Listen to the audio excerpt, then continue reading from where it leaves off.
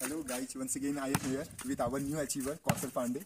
He has cleared the NEET examination and he has scored 643 marks out of 720 and he got 9109 rank in all over India. तो मिलते हैं अभी उनके वहाँ पर जा रहे हैं, कौशल से मुलाकात होती है, फिर बातें होती हैं। कौशल बहुत बहुत बधाई हो। Thank you. और आपने नीट का अच्छे मार्क्स के साथ क्वालिफाई कर लिया है 643 आउट ऑफ 720 में से। कौशल अपने बारे में थोड़ा सा हमारे जो देख रहे हैं और सुन रहे हैं उनके बारे में कुछ बताओ अपने बारे में। जी, मेरा नाम कौशल पांडे है। मैं क्लास 12 तक होली एंजल पब्लिक स्कूल से पढ़ा हुआ हूँ और मेरी अभी हाल ही में नीट में 9000 के अप्रॉक्स रैंक आई है और मैंने 643 मार्क्स ऑब्टेन करे हैं 720 में से। तो कौशल कल नीट का रिजल्ट आ गया, ठीक है, कल आपका 13/6/2023 को।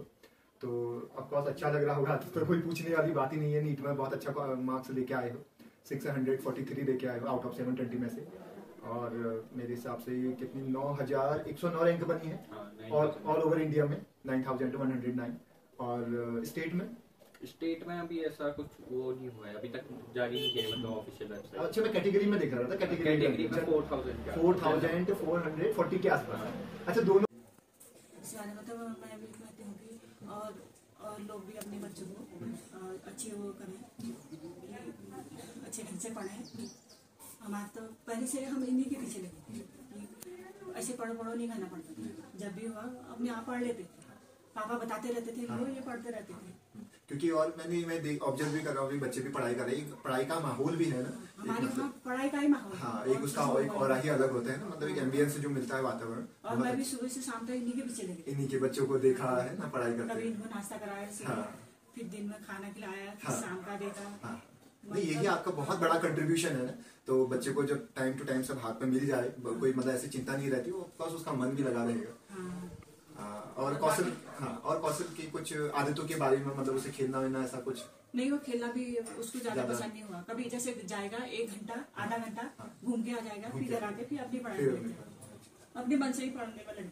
ज्यादा आपको मतलब ऐसा कोई फोर्स करने की, बोलने की जरूरत नहीं, डांटना पड़ता ही नहीं, अपने मन से पढ़ लेते। जैसे पढ़ो और ऐसा भी नहीं। खाने पीने का भी ऐसा कोई मतलब नहीं हुआ, मतलब जो बनाया खा लेंगे। ऐसे बाहर का खाते हैं, ये खाते हैं, ऐसे कुछ मतलब नहीं। अपना शुरू से पापा ने इनको अपने उसमें लगा दिया ना, तो वो भी देखते हैं कि 5 बजे से पापा इतनी मेहनत कर रहे हैं तो हम भी कर सकते हैं। अभी वो उसी हिसाब से लगे रहते हैं। इससे पहले अभी बोर्ड के एग्जाम की बात करें, बोर्ड के एग्जाम में कितने परसेंटेज थे आपके? 97.6 थे। बहुत अच्छा था, अपने आप में बहुत अच्छा रिजल्ट आया था।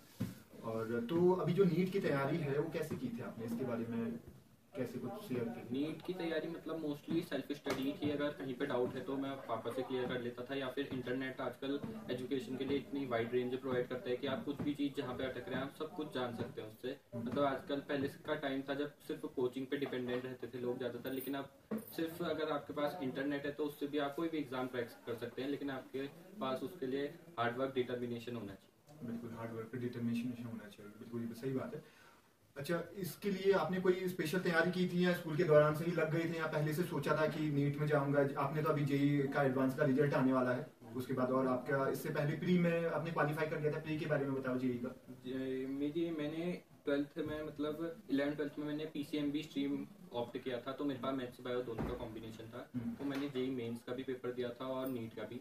जेईई मेंस में मेरी 2000 के अप्रॉक्स रैंक आई है और एडवांस का अभी तक रिजल्ट नहीं आया है। और ये नीट का पेपर भी, मतलब मेरा मानना ये है कि सबका सिलेबस सेम है, बस लेवल ऑफ क्वेश्चन पे डिफरेंस आता है।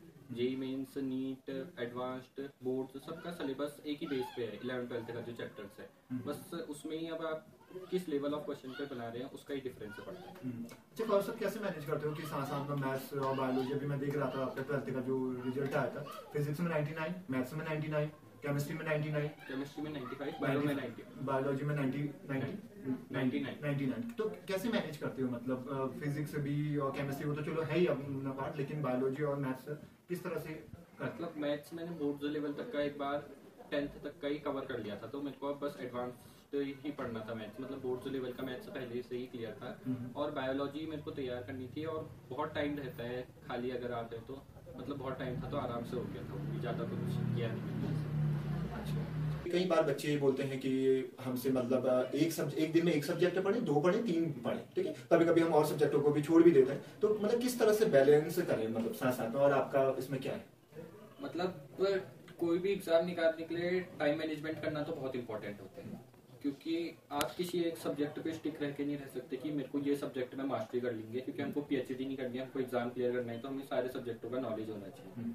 तो इसके लिए टाइम टेबल तो ऐसा वेल डिफाइंड टाइम टेबल तो मैं बनाने को नहीं कहूंगा, क्योंकि वो कभी फॉलो ही नहीं होता है, क्योंकि हम इतने स्ट्रिक्ट बना देते हैं उसको सोचने में। लेकिन हमको क्या करना चाहिए, दिन भर में सुबह आप हर सुबह उठ के ये अपना रूटीन बना सकते हैं कि मेरे को कब क्या करना है या कैसे करना है, जब जो मनो मतलब वो जितना आपने टारगेट सेट करा है, और वो एक अचीवेबल टारगेट होना चाहिए। ऐसा नहीं कि आपने एक ही दिन में 4 चैप्टर रख दिए तो वो कभी होगा ही नहीं, और प्रैक्टिकल होना चाहिए। प्रैक्टिकल होना चाहिए, तो उस हिसाब से तैयारी करनी चाहिए। मतलब वही टारगेट पूरा हो जाना चाहिए एक दिन में, और फिर अगले दिन के लिए अगली मॉर्निंग को सोच लेना चाहिए, या पहले अर्ली नाइट में ही सोच लेना चाहिए सोने से पहले कि कल को क्या करना है, जिससे कि आपका दिमाग सीधे एक्शन ले कि ज्यादा टाइम सोचने में भी ना जाए और ये टाइम टेबल बनाने में भी ना जाए। मतलब जब जिस चीज का मन करता है उसे पढ़ो, लेकिन ऑलरेडी मतलब रफ फॉर्मेट हम बना लें, उसके ऊपर हम काम करें। तो तुम्हारा भी इसी तरह से रहता है कि मैं कल को एक सब्जेक्ट पढ़ूंगा, 2 पढ़ूंगा, तीनों को कवर करते थे इस तरह से, 4 को? मैं कवर तो 3 सब्जेक्ट मैक्सिमम एक दिन में करता था, कभी मैथ्स या कभी बायो, कभी कभी 4 भी कर लेता था। मतलब जैसा मेरा मूड रहा उस हिसाब से।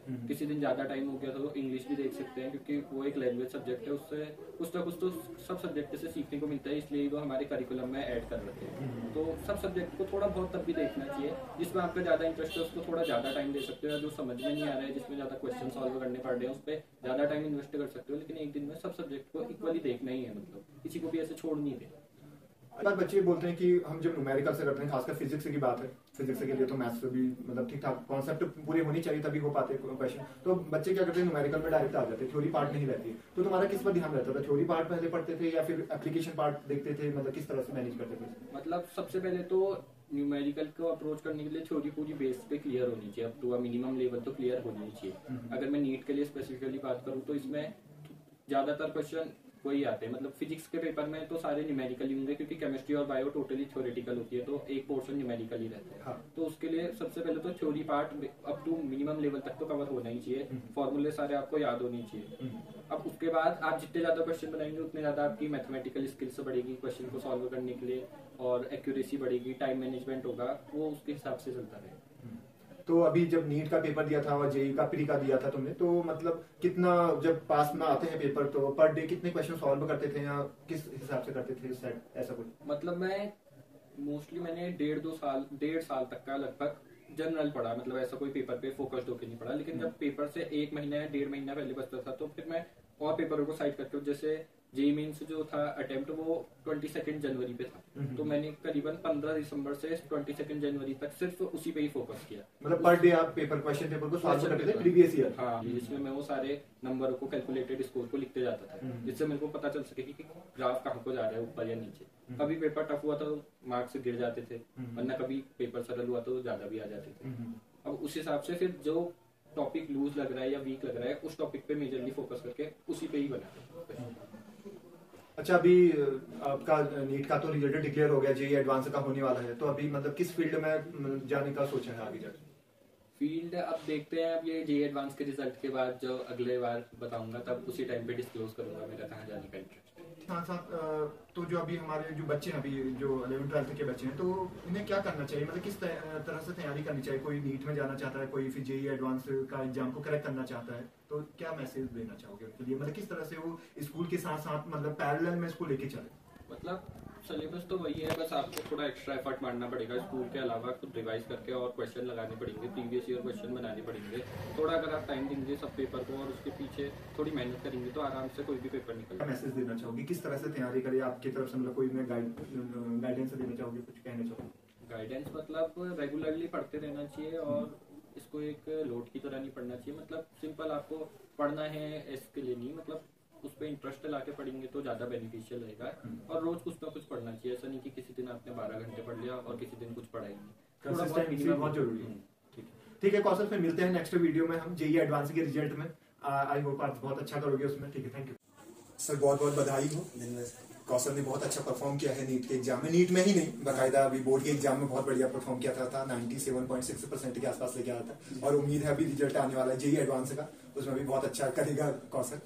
और तो अभी क्या है कौशल का, मतलब किस तरह से मतलब उसको मोटिवेट करते हो और क्या है पीछे उसकी स्ट्रेटजी, मतलब किस तरह से आप पढ़ाते हो? अब जो उसका जो बेसिक कॉन्सेप्ट है वो पहले क्लियर किए गए उसके जी। और पहले 11th का सिलेबस कंप्लीट किया गया उसके द्वारा, उसी द्वारा फिर 12th का सिलेबस पूरा किया गया।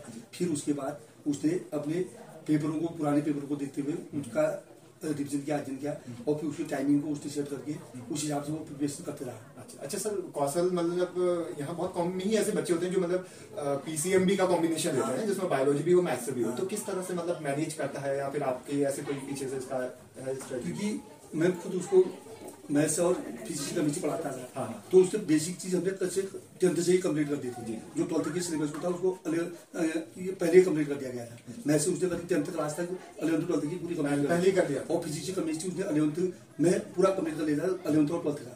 तो इसके वजह से उसका जो टाइम पीरियड से बचा रहा, उस पीरियड में उसने अपने वहाँ की कंपटीशन की तैयारी के हिसाब से कोशिश की। तब वो लगातार कोशिश करते रहा और उसी टाइमिंग निगेटिव में लगाने के लिए उसको समझाया गया कि ताकि क्वेश्चन गलत ना हो और सही क्वेश्चन को बनाने की वो क्या करे, कोशिश करे और जितने बने उनकी टाइमिंग इंक्रीजमेंट किया जाए ताकि वो ठीक टाइम पर अपने उसको कंप्लीट कर सके, एक्यूरेसी के साथ सॉल्व कर पाए। और टाइमिंग हर सैटरडे को हमने या संडे को उसको पूरे जिस टाइम पीरियड के हिसाब से पेपर होते हैं उस हिसाब से उसके टाइमिंग को चेक करके उसके पेपर को मिलाया गया कि कैसे वो कितना कर रहा है। तो प्लानिंग के साथ वो लगातार करते गया तो ठीक टाइम पर वो अपने मकसद पर कामयाब हो गया। बहुत बढ़िया सर।